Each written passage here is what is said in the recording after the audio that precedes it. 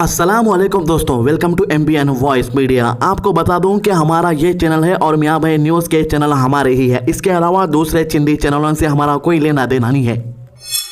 और रही बात लोगों का सपोर्ट मांगने की, तो अच्छा और बुरा वक्त दुनिया में हर इंसान का आता, और जिसकी आजमाइश नहीं हो रही, ना किसी के सपोर्ट की ज़रूरत है, तो वो लोग अल्लाह का शुक्रिया अदा करे। सबको मालूम है कि कोई भी फ्री में काम नहीं करता। अगर वाकई में इतना दौलतमंद है तो यूट्यूब के ऊपर काम करने की ज़रूरत ही क्या है। मोनेटाइजेशन ऑफ करके सुकून की ज़िंदगी बिता ले सकता। और जिस लड़की की शादी के लिए मैं रिक्वेस्ट करा था, लड़की की शादी होकर ज़माना हो गया, खुशी की ज़िंदगी बिता रही, और आज भी भाई बोल के दुआ करते रहती। और अल्हम्दुलिल्लाह 1 मिलियन के सब्सक्राइबर्स तो हम कब का पूरा कर चुके थे, लेकिन आज तक उन्हें लप टिप मार ले रहा, फिर भी नहीं हुए।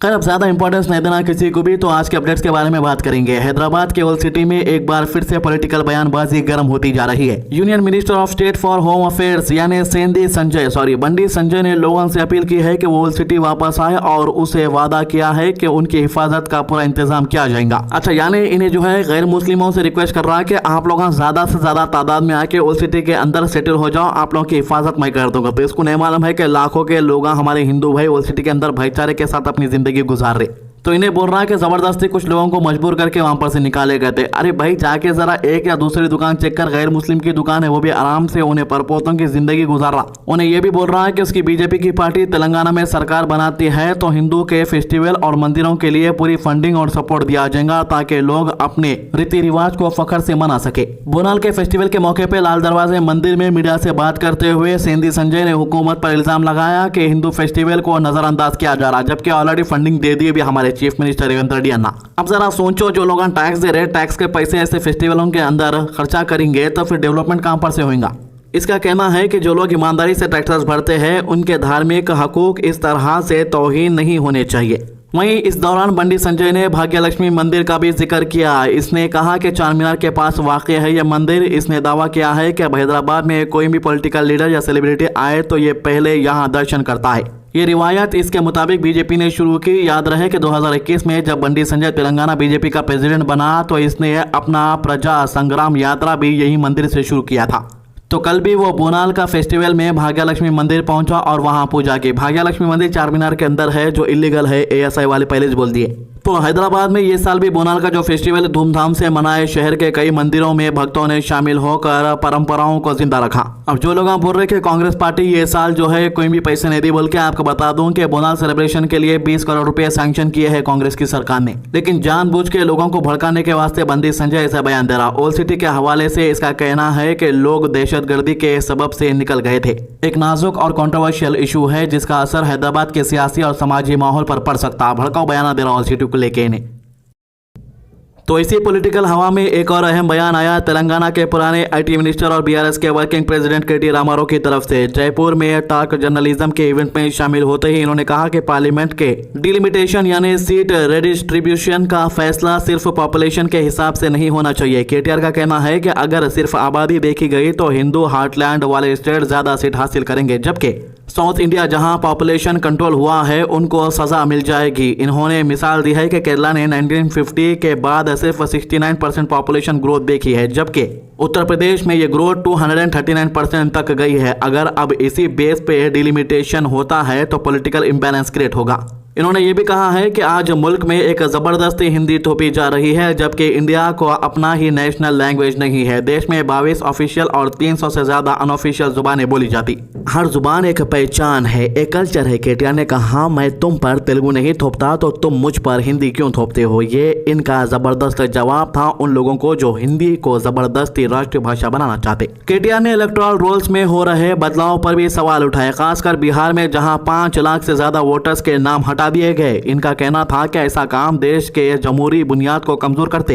इन्होंने बीजेपी लेड सेंटर पर भी इल्जाम लगाए कि तेलंगाना और आंध्रा के लिए आंध्र प्रदेश रिकॉग्नाइजेशन एक्ट के तहत किए गए वादे अब तक पूरे नहीं किए गए हैं। इनका कहना था कि BRS ने कभी किसी पार्टी को सेंट्रल लेवल पर फॉर्मली सपोर्ट नहीं किया, सिर्फ इशू बेस्ड सपोर्ट दिया गया है जहां जरूरत लगी। तेलंगाना कांग्रेस पार्टी जो है उसके जो लीडर हैं उन लोगों में भी एक यूनिटी में नहीं दिख रहे। ऐसा दिख रहा है कि पार्टी के अलग अलग लीडर अलग अलग राय दे रहे। हाल ही में एक मामला सामने आया, मुनुगोडे का एमएलए कोमाटी रेड्डी राजगोपाल रेड्डी ने चीफ मिनिस्टर रेवंत रेड्डी के इस बयान पर नाराजगी जताई कि वो 10 साल तक चीफ मिनिस्टर बने रहेंगे। अच्छा, तेलंगाना के चीफ मिनिस्टर रेवंत रेड्डी का बयान ऑपोजिशन पार्टी के लिए था, लेकिन उनके इस लीडर यह बयान से नाराज हो गए। पार्टी के लीडर का कहना था कि कांग्रेस एक नेशनल पार्टी है जहां सीएम का चुनाव हाईकमांड के जरिए होता, ना कि किसी एक शख्स के पर्सनल दावे पे।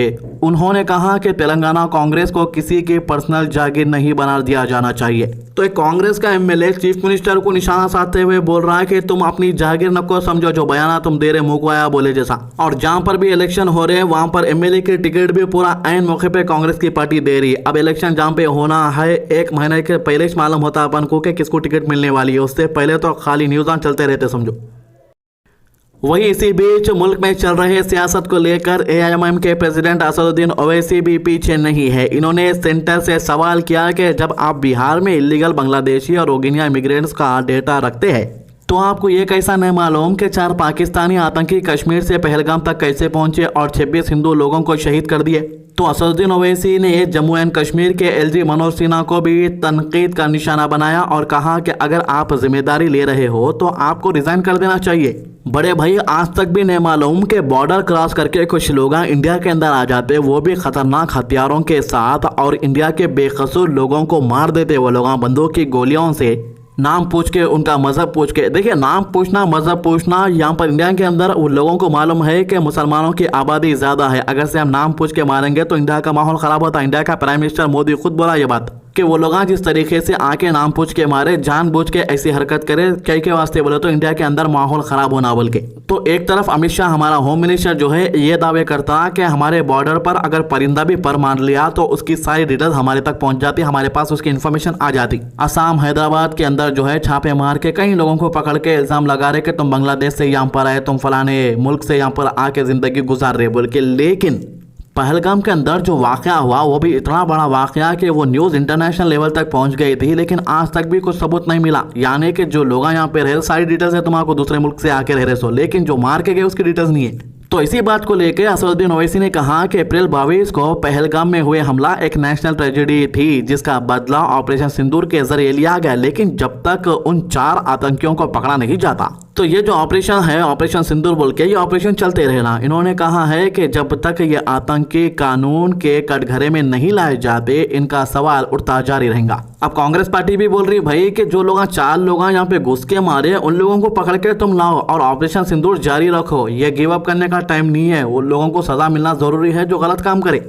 बीजेपी वाले भड़काऊ बयान दिए बोल के बेकसूर लोगों को लिख जाके जेलों में डाल दे रहे, उनकी जिंदगी बर्बाद कर दे रहे। तबलीगी जमात के ऊपर कई इल्जाम लगाए, कई एफआईआर दर्ज करे और बाद में कोर्ट बोल दिया कि इनकी कोई भी गलती नहीं है, बाइज्जत बरी करा उन लोगों को। यानी एक तरफ तुम बेकसूर लोगों पे इल्जाम लगा के कई सालों तक जेल में डाल दे रहे और जो लोग गलत काम कर रहे उन लोगों को तुम पकड़ तक नहीं सक रहे। ये काम पर का इंसाफ है बोलो। तो ये थी अभी तक की अपडेट। तो तेलंगाना का माहौल गर्म है समझो। बीजेपी के नेशनलिस्ट नैरेटिव, बीआरएस का फेडरलिज्म और साउथ इंडिया की आवाज उठाना, कांग्रेस के अंदरूनी झगड़े और एआईएमआईएम की तरफ से डायरेक्ट क्वेश्चनिंग बीजेपी को, तो राजनीति का माहौल काफी शिद्दत से बदल दिया गया है। तो ये थी इस मामले की अभी तक की अपडेट। आज की अच्छी बात, अल्लाह ताला कुरान में फरमाता है औरतों के भी मर्दों पर उसी तरह के हकूक है जैसे मर्दों के औरतों पर। सूरह बकरा आया 228। चैनल को सब्सक्राइब कीजिए, वीडियोस को ज़्यादा से ज़्यादा शेयर कीजिए। अल्लाह हाफिज़।